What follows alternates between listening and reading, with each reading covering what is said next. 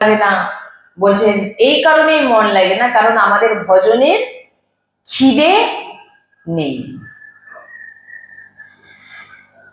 তোমার ভগবত প্রাপ্তির ইচ্ছে নেই, ভজন করতে হৃদয় থেকে যতক্ষণ না আপনি ডাকবেন আপনার ভগবত প্রাপ্তি কিন্তু হবে না। আর হৃদয় থেকে ডাকা তখনই সম্ভব যতক্ষণ আপনার সঙ্গ ঠিক না হবে।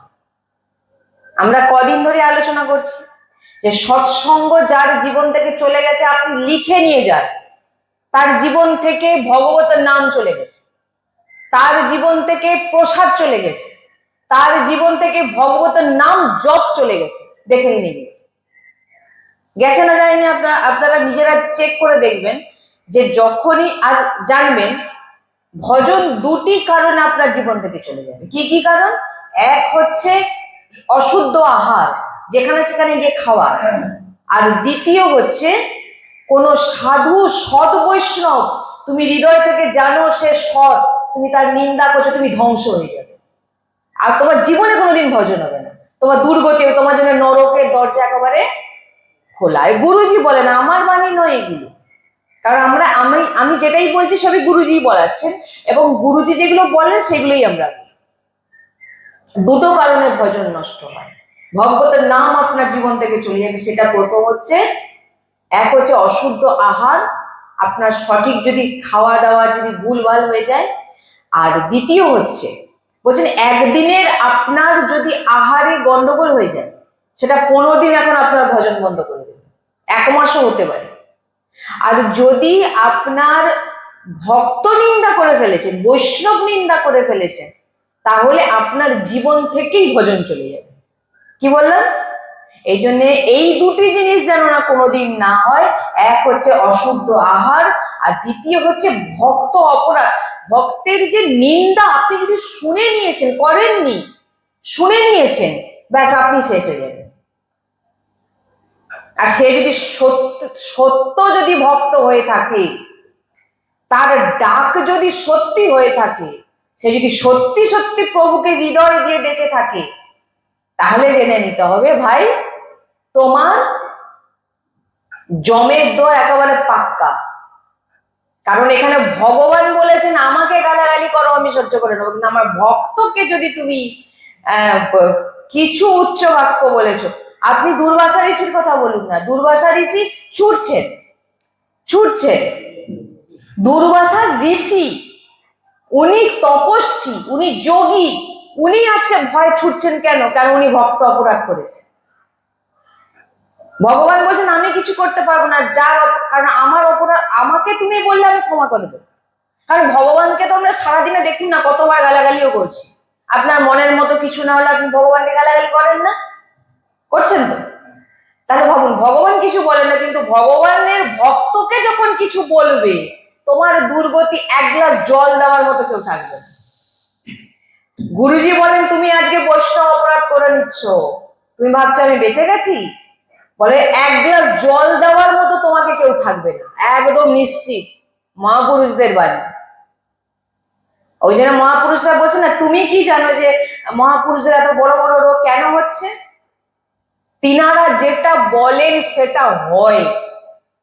যদি বলে নিয়েছেন তুমি অনেক পাপ করেছো, শরণাগত আমার ভুল হয়ে গেছে, আমি যা করেছি তোমার ক্ষমা হয়ে যাবে, যাও তুমি রাধা রাধা জপ করো, তার সমস্ত পাপ গুরু। সদ্গুরু একে বলে যে তার শিষ্যের সমস্ত পাপকে নষ্ট করে দেওয়ার মতো সামর্থ্য গুরুর মধ্যে থাকে, সে সদ্গুরুদেব হওয়া চায়। তাই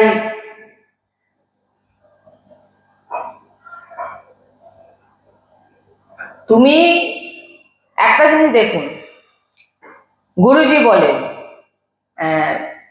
যদি আপনি জেনে থাকেন যে এ সৎ, যদি আপনি জেনে থাকেন এ ভজন সত্যিকার ভজন করছে এবং আপনি তার নিন্দা করে ফেলেছেন, এখানে কিন্তু আপনি একেবারে মূল থেকে উপড়ে যাবেন। মানে এটা সাধু সন্তের বাণী। আমি মানে গুরুজির এই কিছুদিনের সৎসঙ্গে আমরা এইগুলো পেয়েছি, মহামূল্যবান বাণী, এগুলোকে ধারণ করে নেবেন। জীবনে ভজন না হোক ঠিক আছে, ভক্ত অপরাধ যেন না হয়। ভজন করতে পারছেন না, ঠিক আছে, কিন্তু ভক্ত অপরাধ কোনো শুদ্ধ ভক্তের অপরাধ যদি করে ফেলেছো, তাহলে জেনে নিতে হবে তোমার জন্য নরকের দুয়ার পাক্কা। শুধু নরক নয়, মৃত্যুর পরে নয়, মৃত্যুর আগে জল দেওয়ার মতো কেউ থাকবে না, গ্যারেন্টি লিখে নিয়ে যান। এটা মহাপুরুষ বলছেন, ভক্ত অপরাধ যে করবে তার কিন্তু কোনো ক্ষমা নেই। আর যদি সে সদ্গুরু হয়ে থাকে, সে যদি চুপ করে তোমার কথা সহ্য করে নেয়,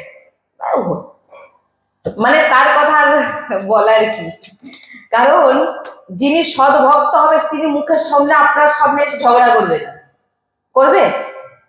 সে কি করবে, কি করবে? হাসবে, কারণ প্রভুই আমার সামনে লীলা করছে। আর যে করছে তার তার গতি, ওই যে বললাম না যে গুরুজি একটা চরিত্র আমাদের অনেকবার শুনিয়েছে, সেই চরিত্রটা হচ্ছে এক জমিদার ছিল। জমিদার খুব অত্যাচারী ছিল আর কি, মানে কারো যদি নতুন বউ আসে বা ঘরের মেয়েকে দেখলেই তুলে নিত, আর যত সম্পত্তি আছে সবার লিখে নিত। এমন ছিল, হেসা নিয়ে যেখানে দেখবে সেখানে কুপিয়ে মেরে দেবে যাকে, যার উপর রাগ হবে। বলে একটা সময় একটা ব্রাহ্মণ গেছে, গিয়ে বলছেন যে আমার এই যে জমি সম্পত্তিটা আছে, আর এই সম্পত্তিটা আমার মেয়ের বিয়ের জন্য লাগবে, আপনি কৃপা করে দিয়ে দিন। তখন বলে না, এখানে একটা কোনো কিছু এখান থেকে তুমি পাবে না, যতক্ষণ না তুমি আমার যে জিনিসটা সেটা আমাকে দিতে হবে, তারপর তুমি পাবে, নাহলে এখান থেকে কোনো সম্পত্তি তোমাকে দেওয়া হবে না। বলে ঠিক আছে। ব্রাহ্মণ দাঁড়িয়ে দাঁড়িয়ে কাঁদতে কাঁদতে, কারণ সে তো নিরুপায়, তার তো কিছু করার নেই, চলে গেলে। ওই যে ব্রাহ্মণের চোখের জল পড়েছে, আর এতদিন সে যা কর্ম করে এসছে, দুটো মিশার পূর্বের কর্ম দেখবেন, যারা ভগবত মার্গের পথিক না হয় তারা খুব সুখে। কেন সুখে? কারণ ভাগবতিক একটা বিধান আছে, যারা ভগবত মার্গে নেই তাদের প্রথমে তাদের পূর্বের যে কর্মগুলো আছে তাদেরকে দিয়ে দেওয়া হয়। আর ভাগবতিক মার্গে যখন আপনি চলবেন, আপনার পূর্বে যে পাপগুলো ছিল সেগুলো আগে আপনাকে নষ্ট করানো হবে। এইবারে যারা ভগবত মার্গের পথিক নয়, তারা খুব টাকা পয়সা কামাচ্ছে, ও বাড়ি গাড়ি, কোনো অসুবিধা নেই, কিন্তু যখন তার পূর্বের পূর্ণ শেষ হয়ে যাবে, ওই যে বললাম এক গ্লাস জল দেওয়ার মতো কেউ থাকবে না। তো সেই জমিদারের কি হয়েছে, এডস ধরা পড়ল। গুরুজি নিজের সেই সময় গুরুজিরাও দেখেছেন, গুরুজি দেখা জিনিসই আমাদেরকে মানে বলেছেন যে এডস ধরা পড়লো, কিছুদিনের মধ্যে সে মারা গেল। এবং তার যে স্ত্রী ছিল, তার যে বউ আর ইত্যাদি, তার ভাইয়ের যারা পরিবারের যত সদস্য ছিল, বলে 2-3 বছরের মধ্যে পুরো ফ্যামিলি ধ্বংস হয়ে গেল। কেন? প্রথম তো দুষ্কর্ম, আপনার খারাপ কর্ম আপনাকে শাস্তি দিয়েই ছাড়বে, এক। আর দ্বিতীয় হচ্ছে ভক্ত অপরাধ। আপনি ভাববেন না ভক্ত দুর্বল, ভক্তের পিছনে কে আছেন জানেন তো? পিছনে বলছি, ভক্তের সামনে কে আছেন জানেন তো? তার ইষ্ট আছে। একটা গরু আর একটা বাঘ পাঁকে পড়ে গেছে, বাঘ প্রচুর চিৎকার করছে, বাঁচাও বাঁচাও, কিন্তু গরু চিৎকার করছে না, গরু চুপচাপই পড়ে আছে। তখন বাঘ বলছে যে কি রে, তুই চিৎকার করছিস না বাঁচার জন্য? বলে আমার চিৎকার করার দরকার নেই তো, কারণ আমার সন্ধ্যা অন্ধকার পড়লে আমার মালিক এসে যাবে আমাকে নিয়ে যাওয়ার জন্য, কিন্তু তুই তো, তোর তো কিচ্ছু নেই, তুই ওই ঢুকে তুই মর, তোর মালিক নেই। গুরু আছে সব সময়, এক। আর দ্বিতীয় হচ্ছে ইষ্ট সব সময় আগে চলছে। বিপত্তি বাধা সব আসবে, কিন্তু সেখান থেকে বার করাবেন কিন্তু তার ইষ্ট। কেন? সামনে তিনি বিরাজমান, যা কিছু খারাপ কিছু ঘটবে জীবনে, তিনাকে ছুঁয়ে কিন্তু ভক্তের কাছে যাবে। কি বললাম? তিনি দেবেন, আবার তিনি উদ্ধার করবেন। কিন্তু যার মাথায় ইষ্টের কৃপা নেই, নিজের বিপদ নিজেই সামলা। এই কারণে যে সৎসঙ্গ, নাম জপ, বারবার আমি বলে এসেছি, কোনো সাধন না করতে পারেন, এই দুটো যেন আপনার জীবনে না যেন থাকে। আর ভক্ত অপরাধ অশুদ্ধ আহার, এই দুটো জিনিস যেন আপনার জীবনে কখনো না হয়। আপনার একটা ভুলভাল খাওয়া খেয়ে নিলেন, আপনি আপনার অনেক দিনের ভজন নষ্ট করে দেবে। আপনার আর অনেক ভজন করেছেন আর একটা ভক্ত অপরাধ করে ফেলেছেন, এতদিনে যা ভজন করেছিলেন না ও সব গেল। এই জন্যে যে এগুলো হচ্ছে আন্তরিক বৃত্তি, এগুলো ভিতর থেকে ভক্তি, বাইরের বিষয় নয়। আমি বারবার বলে থাকি, দেখবেন ভক্তি চুপচাপ চুপে চাপে করো, দেখানোর কোনো প্রয়োজন নেই আমি অনেক বড় ভক্ত। তুমি তোমার ভজন চালিয়ে যাও। আর ভজন যতক্ষণ না আপনার জীবনে সৎসঙ্গ থাকবে, যতক্ষণ না আপনার জীবনে নাম জপ থাকবে, ততক্ষণ আপনি এই যে যে ভজন করার বৃত্তি বলা সেটা আপনার ভিতরে কিন্তু আসবে না। কেবল আর কেবল এই জন্য কি চঞ্চল হবেন না। এই যে চঞ্চল ভাব একটা আমরা বুঝতে পারি এখানে, এই যে চঞ্চল ভাব, এই চঞ্চল ভাব যদি আমাদের ভিতরে থাকে তাহলে আপনার সৎসঙ্গে মন লাগছে না। আর সৎসঙ্গে মন কেন না লাগে? আপনার দ্বারা কোনো অপরাধ হয়ে গেছে, সারাদিন আপনি কিছু না কিছু একটা করেছেন যার জন্য আপনার সৎসঙ্গে মন বসছে না। এই জন্য নিজেকে সবসময় স্থির রাখো। কোথাও কারোকে কিছু কথা বলতে গেলে 5 বার ভেবে কথা বলো। কাউকে আমি খারাপ কিছু বলে ফেলছি না তো, কাউকে আমি দুঃখ দিয়ে ফেলছি না তো, এগুলোকে রাখ। এই তো সাধারণ মানুষের কথা বলা হচ্ছে, যে সাধারণ মানুষকেও তুমি দুঃখ দিয়েও কথা বলবে না। আর এই তো ভক্তকে দুঃখ দেওয়ার ব্যাপারটা সে অনেক, তার লেখা তো উপরে হবে। কি বললাম? তার লেখা অন্য জায়গায় হবে, তার রেজিস্টার খাতা আলাদাই তোলা আছে, তুমি কি করেছো না করেছো। এই তো সাধারণ মানুষকে দুঃখ দিলে সেটার কথা বলা হচ্ছে, এখানে তো ভক্তের কথা বলিনি এখন।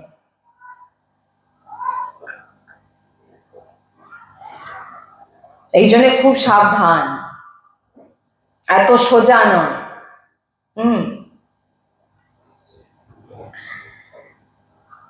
তাই জন্য আমাদের চিত্তবৃত্তিকে সবসময় যাতে প্রিয়া প্রিয়তমের চরণ থাকে এটাই মানে রাখতে হবে। হ্যাঁ, একটা জিনিস, আমি আমার লাডলির বাচ্চা, আমি ভুল করি যা করি আমার লাডলি জানে, আমি লাডলির আশ্রিত, তিনি সব দেখছেন। এই জন্য আমরা কি বলি, গুরুজি বলেন গুরুজির ছবি সামনে বড় করে একটা টাঙিয়ে রাখো। কেন? আসছে যেতে আপনি কি ভুল করছেন না করছেন গুরুজি দেখছেন, আপনার ভিতরে ওই ভয়টা থাকবে। যার জীবনে গুরু শাসন নেই সে হচ্ছে লাগাম ছাড়া।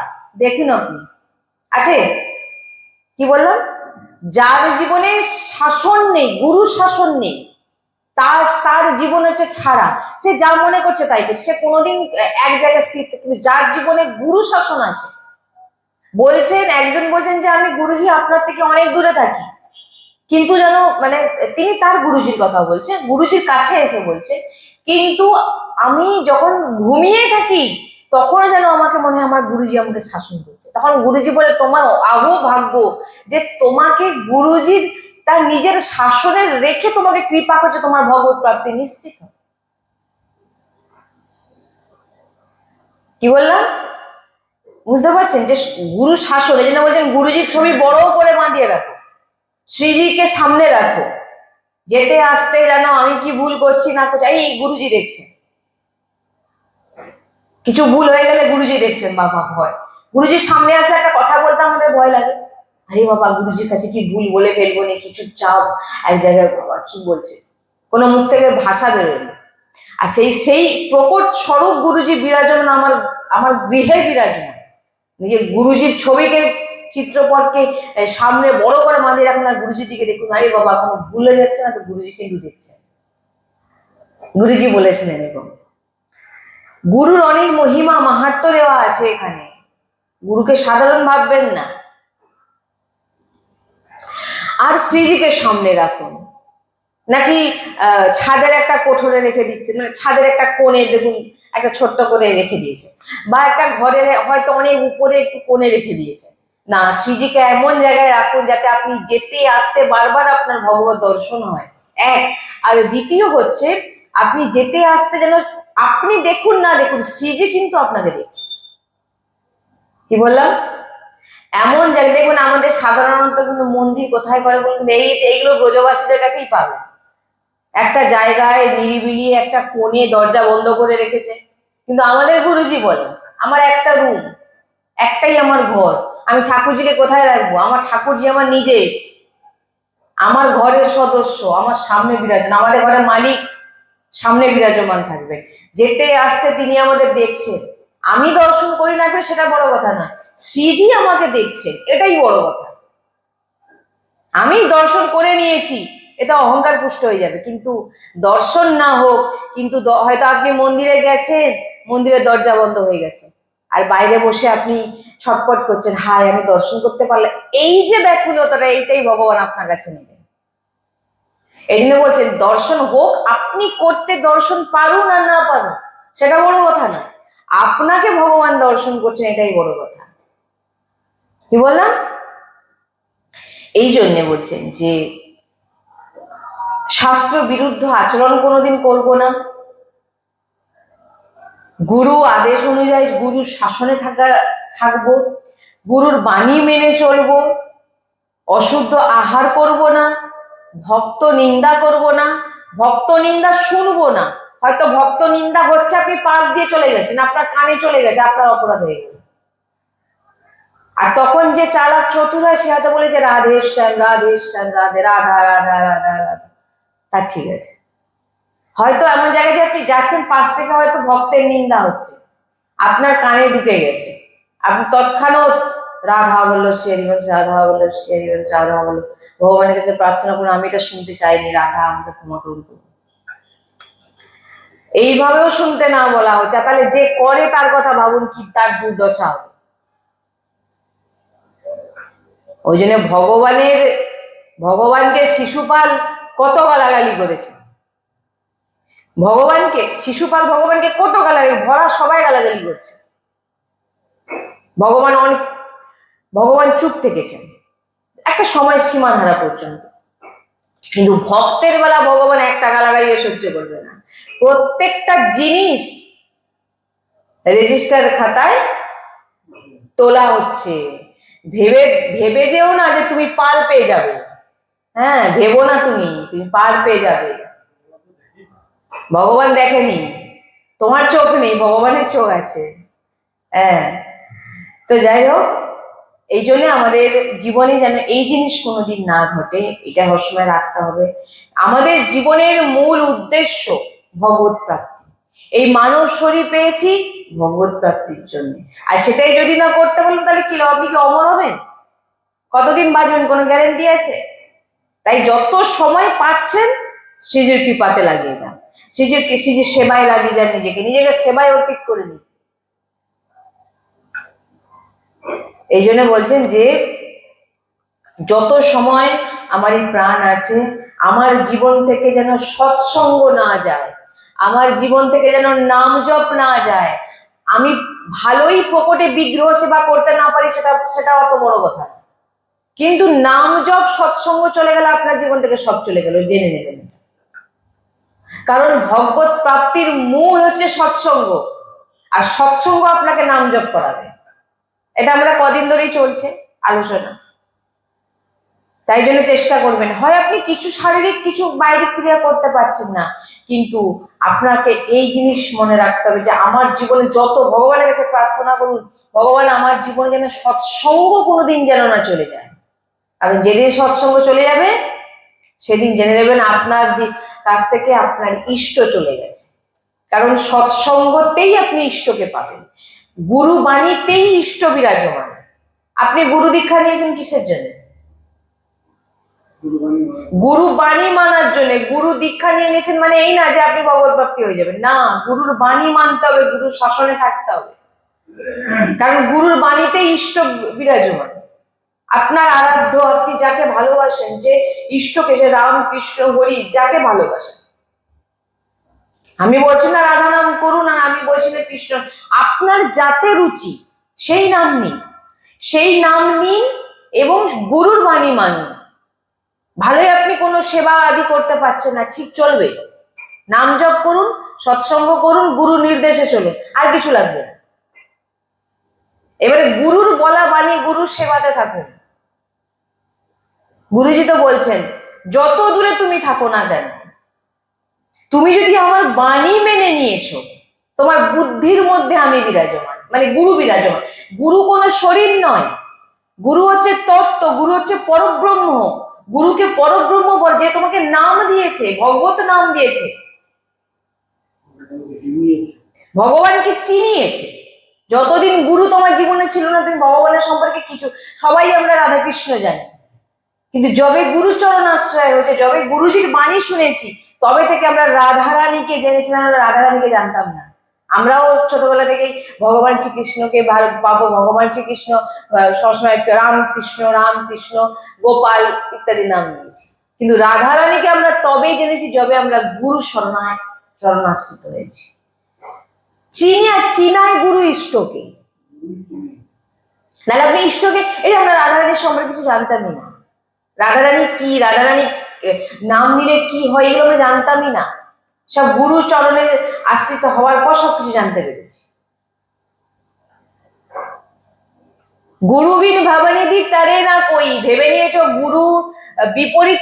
গুরুর বিপরীত আচরণ করে আমার ভগবত প্রাপ্তি হবে? অসম্ভব, কোনোদিন হতে পারে না।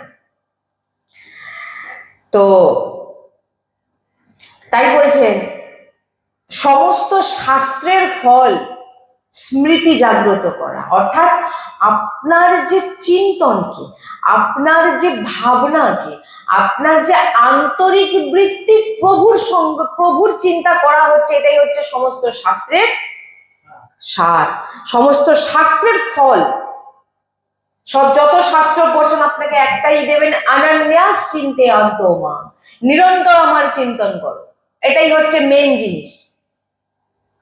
নিরন্তর চিন্তন নেই, বাইরিক আপনি অনেক সেবা করছেন, কোনো লাভ হবে না। কারণ ভগবান আপনার দেহের সঙ্গে কোনো কানেকশন নেই। কালকেও বলছিলাম, ভগবানের সঙ্গে কানেকশন আমাদের এই ভিতরের মন বলুন আর চিত্তবৃত্তি বলুন, এটার সঙ্গে কানেকশন ভগবানের। হ্যাঁ, তাই স্মৃতি জাগ্রত, সমস্ত শাস্ত্রের ফল হচ্ছে স্মৃতি জাগ্রত করা। ভগবানের নাম, ভগবানের লীলা, ভগবানের গুণ, এগুলো সব গুরুর চরণে বসে শ্রবণ করে। গুরুর চরণে বসে কেউ যদি একটি মালা বসে বসে চিন্তন করতে করতে জপ করে, বলছেন কানেকশন আসবে, গুরুর ভিতরের সঙ্গে তার শিষ্যের কানেকশন। এখান থেকে আমরা যা যা করছি গুরুজির নির্দেশে হচ্ছে। কি বললাম? রাধা কৃপা ধামে যা যা হচ্ছে সব গুরুজির নির্দেশে হচ্ছে। গুরুজি যা যা বলছে, গুরুজির হৃদয় যা যা চলছে, সেটাই এখান থেকে বলা হচ্ছে। অনেক সময় আমি অনেক কথা আমি বলেছি, দেখবেন যে হয়তো আমি সৎসঙ্গে, আমি এটা বলতে আসিনি, এটা বলতে আমি চাইনি, কিন্তু আজ গুরুজির চিন্তনে এই সৎসঙ্গটাই ছিল, তাই এই সৎসঙ্গটা এখান থেকে আমি বলেছি অনেকবার। এটা আমি নিজে অনেকবার অনুভব করেছি। আর গুরুজির হৃদয়, গুরুজির ভিতরে যেটাই চলছে, সেটাই কিন্তু এখান থেকে সেটা বলা হচ্ছে, গুরুজি বলছে। এই কানেকশন, এই তার জুড়ে আছে। তারটা কেটে দিন, বাল্ব নিভে যাবে। জ্বলবে বাল্ব? শিষ্য হচ্ছে বাল্ব, আর গুরু হচ্ছে মেন পয়েন্ট, যেখান থেকে ওই কারেন্ট আসবে। ওই তার কেটে দিলে না, ওই বাল্ব যেমন ফুস, ওই ফুস। গুরু কি? তার। ভাবছেন এখান থেকে বৃন্দাবন অনেক দূরে, কিন্তু আমাদের তার, আমাদের হৃদয় বুদ্ধির সঙ্গে গুরুজির সঙ্গে জুড়ে আছে। গুরুজি যা যা চান এখানে সেই সেই জিনিসগুলো হয়। গুরুজি যা যা চান সেই সেই জিনিসগুলো এখানে গুরুজি বলান। এটা হচ্ছে কানেকশন। অনেক কিছু আমি বলবো মনে করে আছি, কিন্তু এখানে আসলে তো গুরুজিই বলে, সৎসঙ্গ গুরুজিই করেন, আমি করি না। আমি তো মানে যোগ্যই নয় যে এখানে বসে, কোনোদিন ভাবিও নি যে এখানে বসে আমি সৎসঙ্গ করবো। কোনোদিন ভাবিনি যে আমি এখানে বসে ভক্তদেরকে রাধারানীর চরিত্র শ্রবণ করব, জীবনে কোনোদিন ভাবি। আর আমার কোনোদিন ভাবনায় ছিলও না যে আমি সৎসঙ্গ শ্রবণ না করব। তাহলে আজকে এই জায়গায় বসে সৎসঙ্গ আমাকে কে করাচ্ছে? গুরুজি। আমি শুধু দেহ হিসাবে বসে আছি, ভিতরে কিন্তু এক আলাদাই শক্তি কাজ করে, এক আলাদাই শক্তি কাজ করে। সে কাজটা বৃন্দাবনের সঙ্গে কানেকশন হয়ে আছে। এত সোজা জিনিস নয়। এখান থেকে যদি একবার রাধা বলে থাকি, গুরুজি বলাচ্ছে। এখান থেকে যদি একবার এটা আজকে তোমরা এটা করবে যদি বলে থাকি, গুরুজি বলছে, আমি নয়। কারণ আমি কারোকে উপদেওয়া, দেখুন, উপদেশ কাউকে দিতে গেলে তার তো যোগ্যতা চাই, সেই যোগ্যতা আমার মধ্যে নেই। তাই উপদেশটা কে দিচ্ছে? গুরুজি দিচ্ছে। আমার মধ্যে উপদেশ দেওয়ার মতো কোনো যোগ্যতা নেই, সবই গুরুজি। গুরু কৃপা, গুরু কৃপা ছাড়া কোনো কিছু সম্ভব না। তাই নিজের এই ভিতরের স্মৃতিকে জাগ্রত করুন, গুরু চরণাশ্রয় থেকে সেবা করে গুরু। আর সমস্ত শাস্ত্রের ফলই বলা হচ্ছে অনন্যাস চিন্তে অন্তমম, নিরন্তর আমার চিন্তন করুন। দেখুন আপনার নিরন্তর চিন্তা সংসারে, সংসারে এটা করব, ওটা করব, সেটা করব, হয়তো কাজও বাকি আছে, পটল তুল গেল, সময় এসে গেছে, ঘন্টা বেজে গেছে। আমি একবার সৎসঙ্গে বলেছিলাম, মনে আছে? হ্যাঁ, 3টে ঘন্টা ভগবান বাজায়। একজন ভক্ত গিয়ে বলছেন যে ভগবান আপনি আমাকে নিয়ে আসতেন, একবার আমাকে জানালেন না যে এখন তোমার মৃত্যুর সময় হয়েছে। বলে কেন? আমি তো জানিয়েছি। প্রভু কিভাবে জানিয়েছেন? না, আমি তো তোমার জীবনে 3টে ঘন্টা বাজিয়েছি বাবা। কি কি ঘন্টা? আমি তো বুঝতে পারিনি, আমি তো বুঝতে পারিনি যে আমার মৃত্যু কাছে আসছে। বলছে বাবা তোমার কি চুল পাকা শুরু হয়েছিল? হ্যাঁ। কবে? ওর মনে নেই আমার।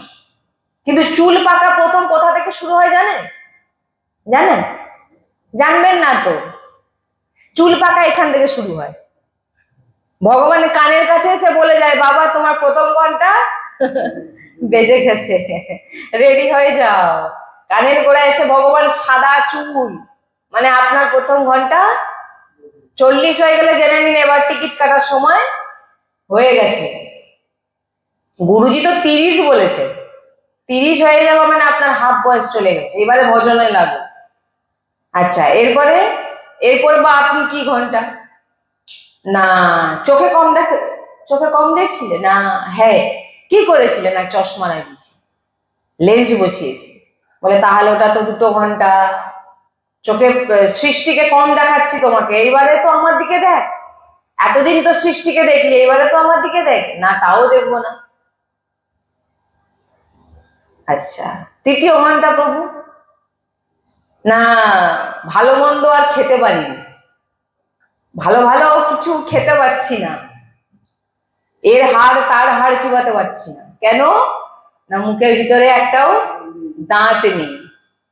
বলে এবারে তো প্রসাদ পা, তবু তাকে খেয়ে যাচ্ছে। শরীরকে পুষ্ট করবো। কালকে সৎসঙ্গ আমাদের ছিল না? বলে বাবা 3টে ঘন্টা হলো তো? না, হ্যাঁ। যার যার জীবনে এইগুলো ঘটে গেছে জানেন, এবার টিকিট কাটার সময় হয়ে গেছে। প্রথম চুল পাকা এখান থেকে শুরু হয়, কানের কাছ থেকে, এইখান থেকে শুরু হবে চুল পাকা।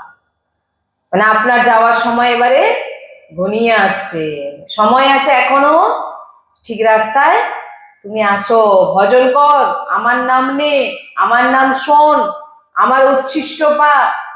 না, এখনো বাবা আমি জোয়ান আছি। আমি সাংসারিক ব্যক্তি কোনোদিন ভাবেই না যে আমি মরবো, ভাবে? সাংসারিক ব্যক্তি ভাবে আমি কোনদিন মরবো? সেভাবে আমি এটা করবো, এটার পর সেটা করবো, সেটার পর এটা করবো, করেই যাবে। না, মরা হচ্ছে মরবে না কোনোদিন, সে অমর। তাই এইভাবে আমরা নিজের জীবনকে ভগবত চরণে নিয়ে এসে নিজেকে ভগবানের নিজের ভিতরের ভাবনাকে ভগবানের চরণে নিয়ে যান। রাধা রাধা, আপনার যে নামে রুচি হয় সে নাম জপ করুন, যে কোনো একজনের সৎসঙ্গ শুনুন, তাহলে আপনার নিষ্ঠা বাড়বে। যে কোনো, আর কারোর শোনার দরকার নেই, যে কোনো একটি মহাপুরুষের শুনলেই আপনি উদ্ধার হয়ে যান। যে কোনো মহাপুরুষ, এর একটু তার একটু শুনলে কি হবে, মানে কি, যে যার মার্গ আলাদা, যে যার রাস্তা, যে যার পদ্ধতিতে সে তার ভগবত প্রাপ্ত। সব রাস্তাই ঠিক, যে কোনো একটি রাস্তা ধরে নিন, যে সেই রাস্তা অনুযায়ী চলুন, আপনার ভগবত প্রাপ্তি। সেই গুরুর নির্দেশ মানুষ আপনার ভগবত প্রাপ্তি হবে। তো এইভাবে আমরা যদি ভজনে এগোই তো আমরা খুব তাড়াতাড়ি আমরা ভগবত প্রাপ্তি করতে পারি। শ্রী রাধা বল্লভ লাল কি জয়, শ্রী হরিবংশ।